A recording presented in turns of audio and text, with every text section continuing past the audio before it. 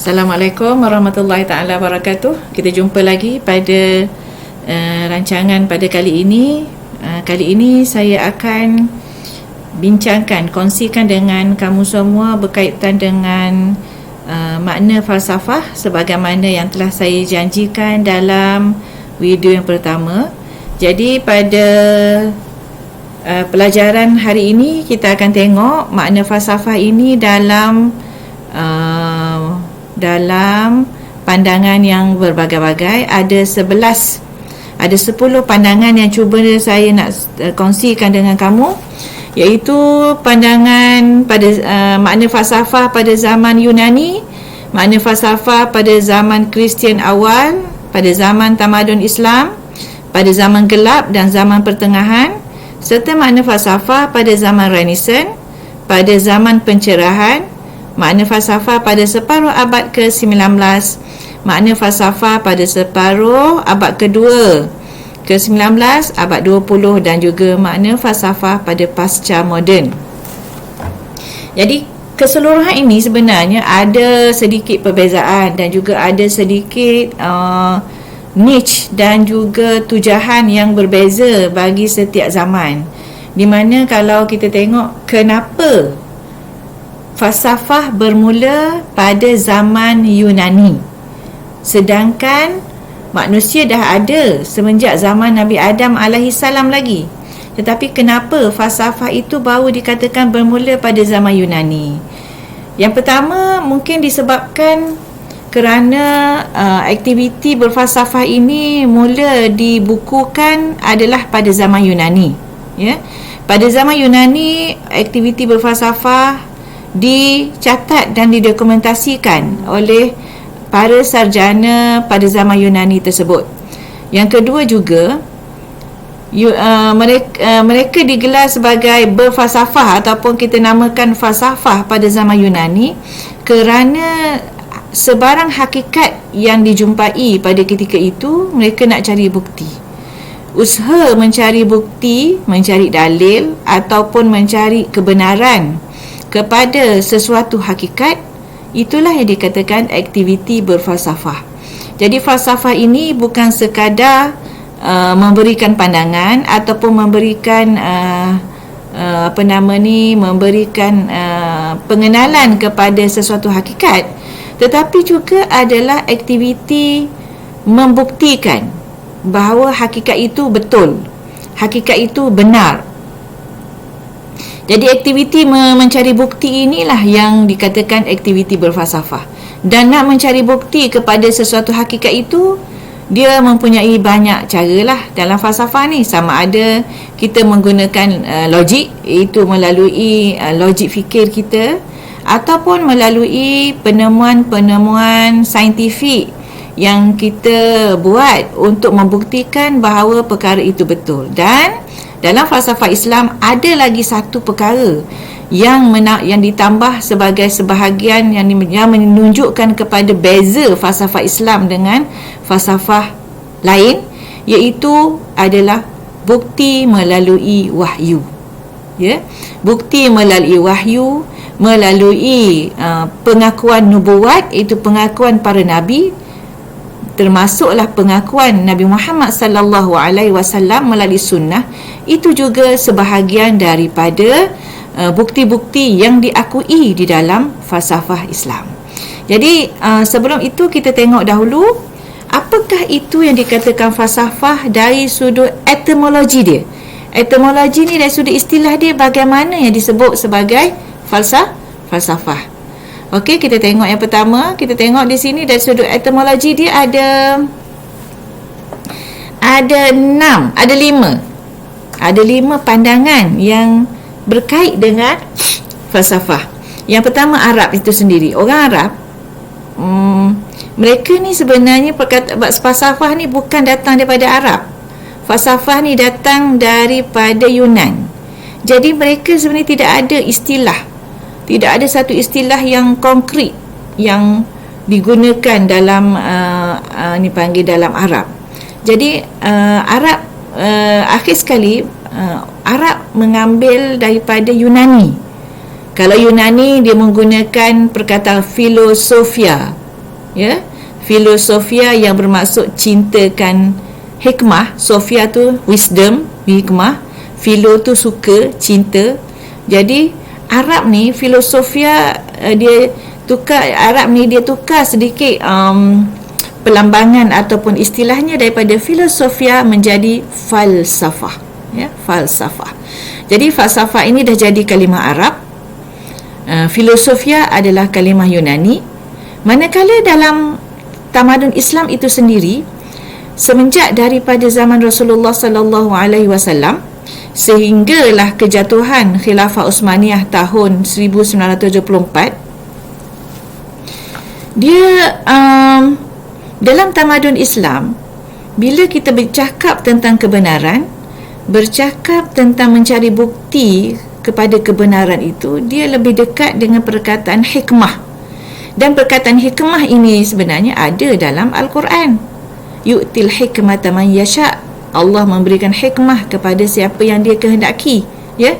Jadi ahli falsafah Islam, termasuk juga kalau kita mengkaji tentang kitab-kitab falsafah lama seperti yang ditulis oleh Al-Kifti tentang Tarikh Al-Hukama, yang ditulis oleh Ibnu Abi Usaybi'ah yang menulis tentang buku Uyunil Amba fi Tabaqatil Atiba, ya, ataupun ditulis oleh Ibnu Nadim berkaitan dengan Kitabul Fihris. Jadi kebanyakan sarjana-sarjana silam lebih merujuk perkataan falsafah ini kepada hikmah, ya.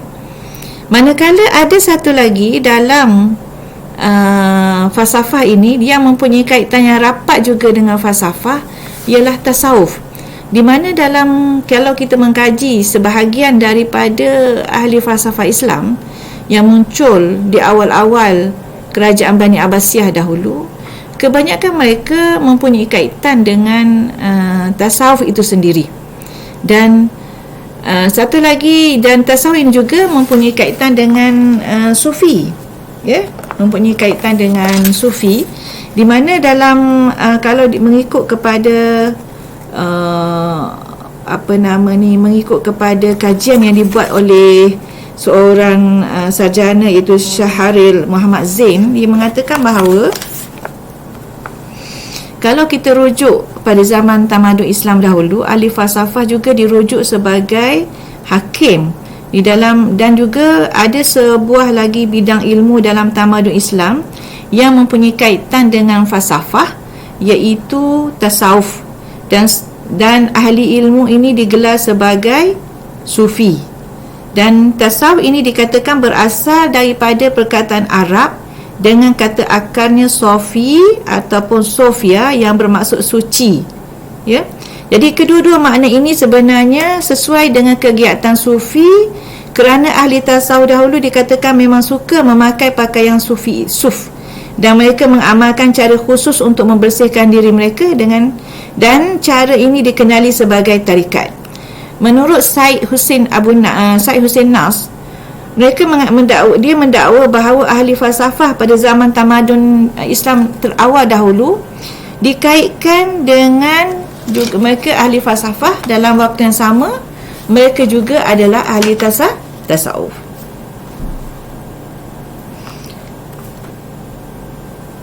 Walau bagaimanapun, ada pandangan yang mengatakan kenapa tasawuf ni dikategorikan, dimasukkan juga di dalam bidang etimologi falsafah, kerana sebenarnya pada zaman Yunani dahulu sebenarnya ada, ya, mereka kaitkan sufi ini juga dengan zaman Yunani dahulu, di mana mereka mengatakan bahawa perkataan sufi ini berasal daripada perkataan Yunani yang dalam ejaannya adalah sofis. Ada dulu satu zaman yang dikatakan zaman Sufista'iyun. Sufista'iyun ini atau sufis ni adalah kalau zaman Yunani, golongan sufis ini adalah golongan yang merosakkan pandangan-pandangan falsafi pada zaman itu, di mana golongan sufis ini adalah golongan yang mendakwa bahawa yang meletakkan manusia sebagai neraca nilai segala perkara. Al-insan miqyas kullu syai'. Ya, jadi golongan sufis ini banyak merosakkan pemikiran yang dibawa oleh Socrates, dibawa oleh Plato dan juga Aristotle, ya.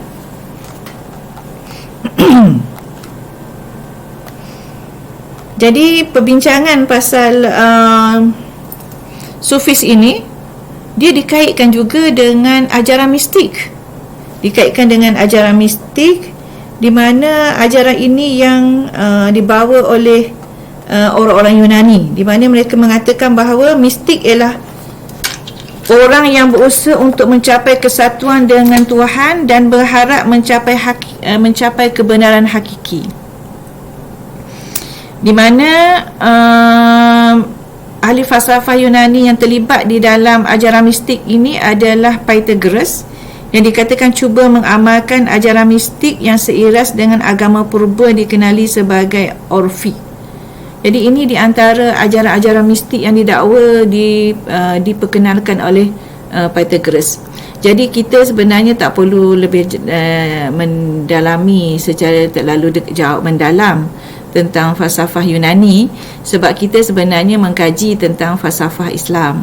Cuma saya saja membawakan maksud-maksud yang ada di dalam falsafah Yunani dan perbincangan yang ada dalam falsafah Yunani, supaya kita boleh melihat susur galur perbincangan ini secara lebih luas, dan supaya kita boleh melihat sebenarnya pemikiran manusia itu adalah berkembang, dan kita sebagai manusia sebenarnya tidak boleh lari daripada ikatan ataupun ikatan wahyu yang telah diturunkan oleh Allah Subhanahu Wa Taala kepada para nabi yang terdahulu, termasuk juga kepada nabi kita yang terakhir, iaitu Nabi Muhammad sallallahu alaihi wasallam. Jadi kita selesai bahagian epistemologi, iaitu dari etimologi kita dapati falsafah ini berasal daripada Arab, dia sebut falsafah, Yunani filosofia, dan tamadun Islam kita sebut sebagai hikmah. Dan ada juga dikaitkan falsafah ini dengan tasawuf, kerana ada sebahagian daripada ahli falsafah Islam itu terlibat dengan aktiviti tasawuf. Dan juga dikatakan bahawa tasawuf ini datang daripada perkataan sufi, dan sufi ini sebenarnya ada pada zaman Yunani dahulu. Dan kalau pada zaman Yunani dahulu, sufi ini dirujuk kepada ajaran mistik yang dibawa, yang tak datang daripada wahyu lah. Dan ajaran mistik ini datang daripada agama purba yang dipercayai oleh orang-orang Yunan, ya. Seterusnya kita pergi pula kepada apakah yang dikatakan makna falsafah pada zaman Yunani. Saya petik beberapa pandangan daripada pandangan ahli falsafah Yunani. Sebenarnya ahli falsafah Yunani ramai, antaranya Socrates, Aristotle, Plato, dan ramai lagi apa dia panggil, Thales dan Aristotane, Xenocrate, Stoic, Epicurus, ya, Aquilid, dan ramai lagi sebenarnya ahli falsafah Yunani. Tapi saya petik beberapa sahaja pandangan daripada ahli falsafah Yunani tentang makna falsafah. Dan falsafah Yunani ni bermula sekitar tahun 500 hingga 600 sebelum Masihi, sehinggalah pergi kepada awal kelahiran Nabi Isa, ya. Jadi falsafah Yunani ni banyak, dan kalau nak cerita tentang sejarah Yunani ni panjang. Saya tak nak dalami pengajian tentang falsafah Yunani, sebab ini bukan tidak termasuk di dalam kos outline kita. Cuma saya nak bawa sedikit sahaja, iaitu tentang pengenalan tentang maksud apa makna falsafah pada zaman Yunani. Okey, pada zaman Yunani sekitar tahun 500 hingga 600 Masihi dahulu, ilmu falsafah Yunani, ilmu falsafah dikatakan sebagai ilmu bahasa, retorik, dan juga ilmu mencari kebenaran, makrifat melalui amalan mistik dan penyucian diri, ya. Bagi Socrates pula, Socrates yang wujud pada tahun 469 sebelum Masihi, ya. Kajian Socrates berpendapat falsafah itu adalah kajian tentang alam tabi'i secara teori untuk mengenal diri sendiri. Bagi Plato dan Aristotle, falsafah adalah kajian tentang perkara azali dan abadi untuk harmonikan mistik dengan fikiran, mengkaji tentang sebab dan musabab serta metafizik, serta mengkaji tentang kewujudan dan logik, mengkaji tentang fizik, mengkaji tentang etik, psikologi, retorik dan juga takkulan intuisi. Okey. Falsafah pada zaman Yunani juga mengikut Antisthenes, kajian tentang etik sebagai bahagian penting dalam falsafah. Xenocrates pula mendakwa bahawa falsafah itu adalah dialektik, fizik dan etik, ya. Manakala Stoik dan Epicurus mendakwa bahawa falsafah itu adalah ilmu kemanusiaan yang berasaskan hedonism dan iaitu yang berasaskan keseronokan. Ini adalah makna falsafah pada zaman Yunan. Manakala makna falsafah pada awal Kristian,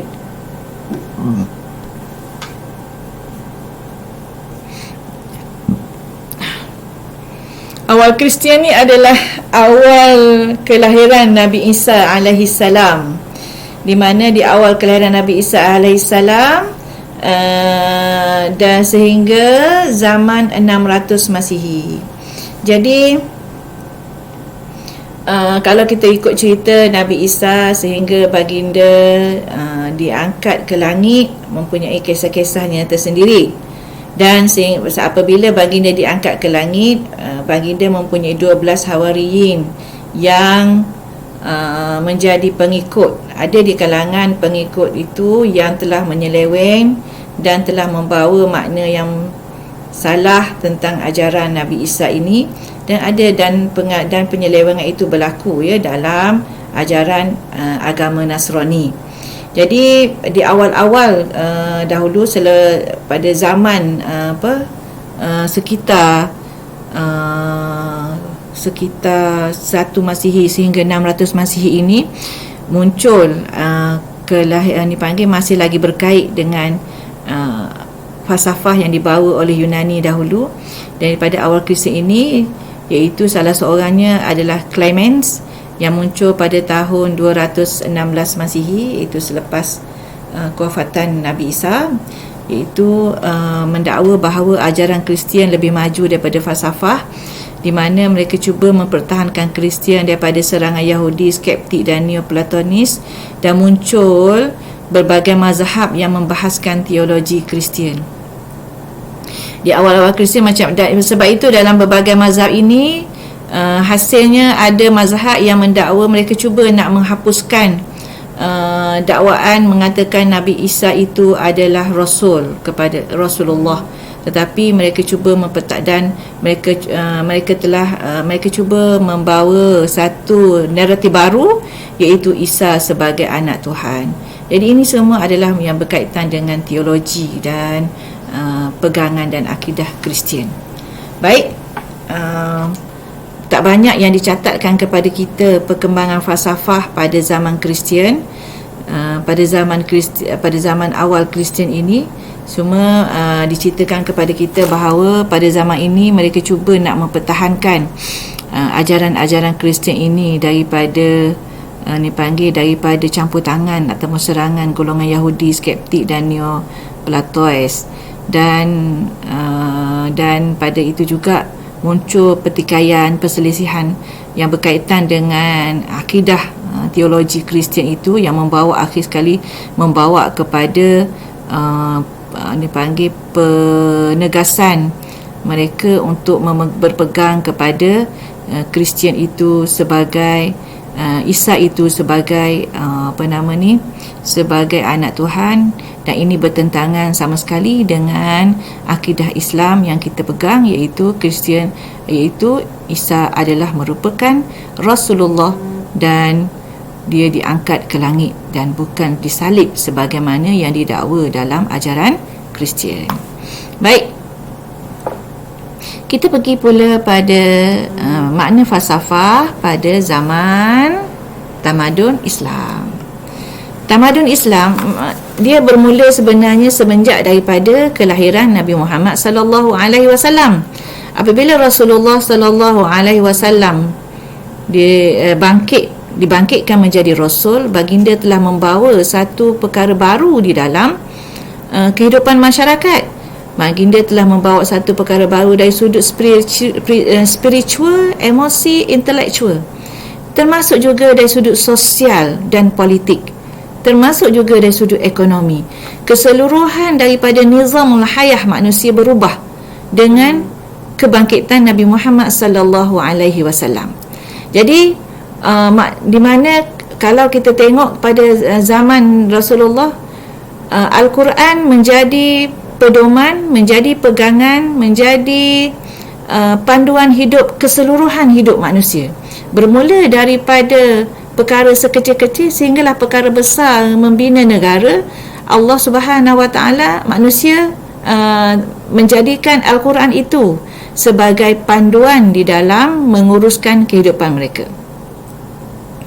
Jadi perkara ini berterusan semenjak daripada zaman Rasulullah, pada sahabat, iaitu selepas Rasulullah sallallahu alaihi wasallam wafat,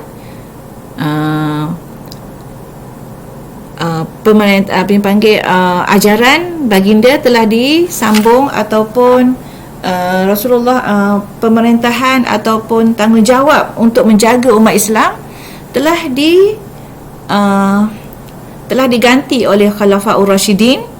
Kemudian selepas habis tempoh Khulafaur Rasyidin pula telah diganti oleh kerajaan Bani Umayyah, dan akhir sekali dan kemudiannya telah diganti oleh kerajaan Bani Abbasiyah, dan banyak lagi kerajaan-kerajaan lain yang berpecah selepas itu. Jadi itu adalah di antara susul galur yang ada di dalam tamadun Islam, bermula daripada zaman Rasulullah, diikuti oleh para sahabat, diikuti pula oleh Umayyah, Abbasiyah, dan juga diikuti dan berlakulah berbagai-bagai tragedi dan berbagai-bagai peristiwa dalam kerajaan Islam, dalam sejarah Islam, yang akhir sekali membawa kepada keruntuhan dan kejatuhan Khilafah Islamiyah pada tahun 1924. Tapi hari ini yang kita nak bincang adalah apakah makna falsafah yang ada pada zaman tamadun Islam. Jadi falsafah dia mula menyerap masuk. Sebab falsafah, sebagaimana saya kata, dia bermula pada zaman Yunan. Apabila berlaku tragedi di Yunan, termasuk juga peperangan dan sebagainya, orang-orang falsafah, ahli falsafah Yunani, mereka berpindah daripada pesisiran pantai di Greek, di Yunan itu, mereka berpindah sehingga pergi pada Alexandria, ataupun disebut Iskandaria. Sewaktu kelahiran Rasulullah sallallahu alaihi wasallam, aktiviti berfalsafah sudah ada di Iskandaria, iaitu di bahagian Mesir sana. Jadi apabila kedatangan Rasulullah, kedatangan Islam itu sendiri, dan apabila Islam itu sampai ke Mesir pada zaman khalifah, tak silap saya pada zaman Khalifah Ar-Rashid lagi, iaitu pada zaman Saidina Umar lagi. Jadi orang-orang Islam ini dah masuk ke Mesir dan mereka dah menganut agama Islam. Jadi orang Islam ini bergaul sesama mereka. Tetapi mereka masih lagi ketika itu aktiviti berfalsafah masih lagi belum rancak asimilasi dengan sekolah-sekolah falsafah ini, masih lagi belum berlaku secara aktif. Tetapi sekolah falsafah ini mula menyerap dan juga mula mempengaruhi mula masuk mempengaruhi dalam tamadun Islam ketika zaman pemerintahan Khalifah Khalid bin Yazid, iaitu ketika zaman kerajaan Bani Umayyah, di mana Khalid bin Yazid telah mempelajari kimia daripada ahli falsafah, dan bukan sahaja mempelajari kimia, tetapi juga dia mempelajari bahasa Yunani, sehingga dia telah berjaya menterjemahkan kitab kimia daripada bahasa Yunani ke dalam bahasa Arab. Jadi aktiviti itu dah berlaku. Dan tetapi walau bagaimanapun aktiviti penulisan dan juga penterjemahan yang berlaku pada zaman Khilafah Umayyah itu tidak berpanjangan. Dia terhenti begitu sahaja dengan kewafatan Khalid bin Yazid. Walau bagaimanapun, aktiviti berfalsafah ini semakin rancak dan aktif ketika zaman kerajaan Bani Abbasiyah di bawah pemerintahan Khalifah Al-Mansur, ya. Lepas Al-Mansur, Khalifah Abu Ja'far Al-Mansur, kemudian diikuti oleh Khalifah Harun Ar-Rashid, dan menjadi zaman kegemilangan keemasan pada zaman pemerintahan Khalifah Al-Ma'mun. Jadi ketiga-tiga orang khalifah ini di antara khalifah dalam kerajaan Bani Abbasiyah yang mempunyai peranan besar di dalam mengangkat falsafah menjadi satu perkara yang penting dalam kerajaan Bani Abbasiyah dan dalam tamadun Islam itu sendiri. Baik, itu kita akan bincang secara mendalam tu, kita akan bincang lepas ni.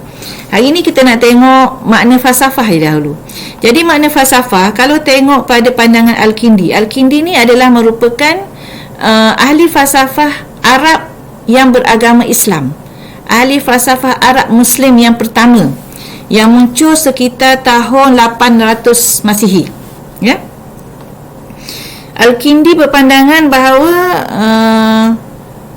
falsafah itu adalah ilmu yang membicarakan semua perkara yang berguna, cara memperolehi dan cara menjauhi perkara yang merugikan, di mana Al-Kindi membahagikan falsafah kepada tiga, iaitu tiga bahagian, iaitu falsafah sains fizik, sains matematik dan sains ketuhanan. Ya, sekejap saya tengok.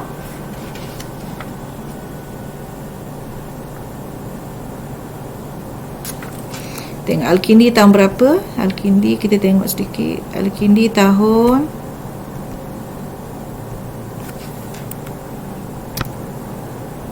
796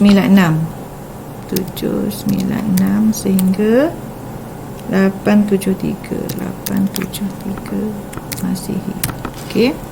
Menurut Al-Farabi pula, Al-Farabi dia meletakkan maksud falsafah itu ialah Al-Farabi tahun 870 sehingga 950 Masihi. Al-Farabi mengatakan bahawa falsafah itu adalah ilmu mengenal kewujudan dan tidak bercanggah dengan agama. Dan Al-Farabi membahagikan ilmu falsafah ni kepada dua, ilmu teori iaitu matematik, fizik, metafizik dan lain-lain, dan ilmu amali.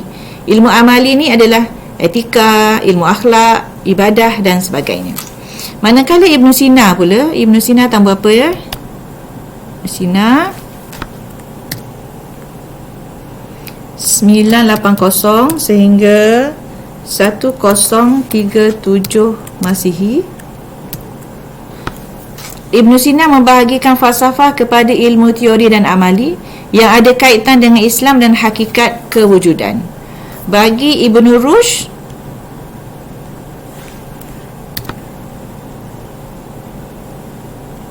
satu 1126 hingga 1198.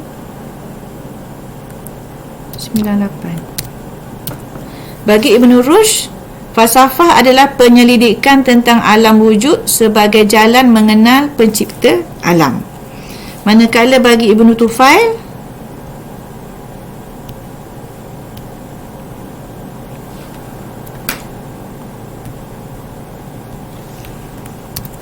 Ibn Tufail ni wujud 1110 hingga 1185 Masihi. Falsafah bagi Ibn Tufail adalah mencari bahagia dan kebenaran melalui pemikiran. Dan last sekali bagi Ikhwanus Safa,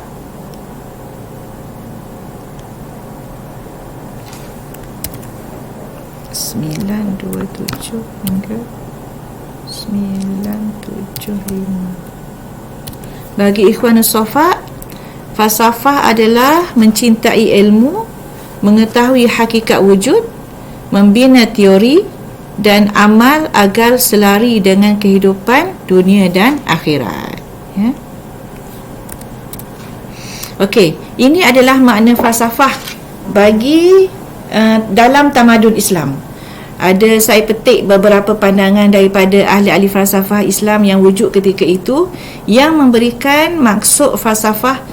Dari kesimpulannya yang dikatakan kat sini bahawa bila sebut saja falsafah, bagi pandangan mereka melihat falsafah itu yang pertama berkaitan dengan kewujudan, tetapi yang tidak bercanggah dengan agama. Maknanya nak mencari kebenaran, nak mencari bukti, nak mencari burhan ataupun nak mencari kebenaran tentang kewujudan, mestilah tidak bercanggah dengan agama.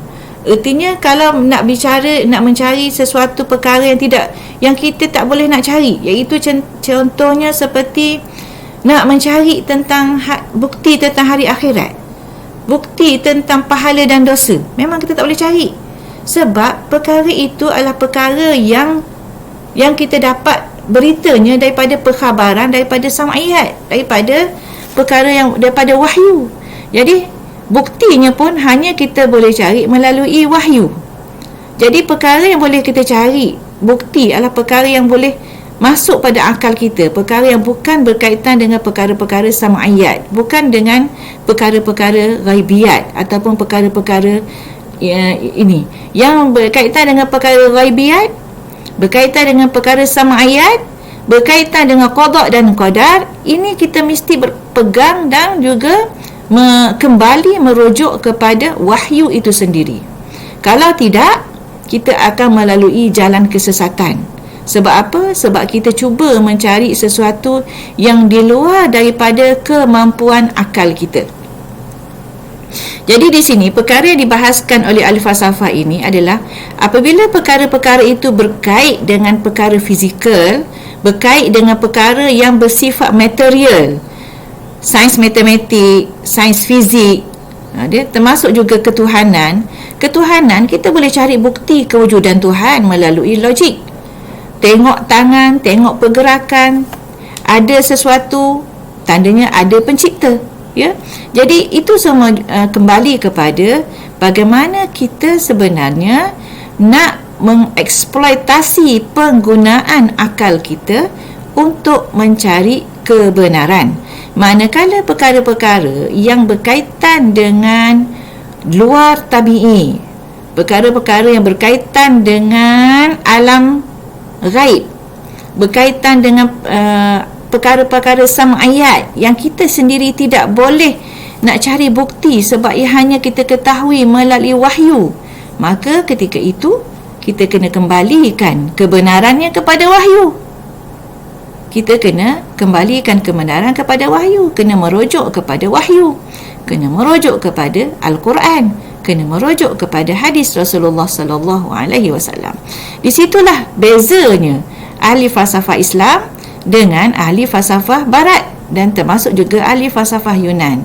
Sebab apabila berjumpa dengan perkara-perkara yang berkaitan dengan perkara ghaib tersebut, mereka akan kembali kepada syarak yang sebenar, kembali kepada ajaran Islam yang sebenar, iaitu kembali kepada aturan wahyu ataupun perkhabaran yang diturunkan melalui Al-Quran dan juga hadis Rasulullah sallallahu alaihi wasallam.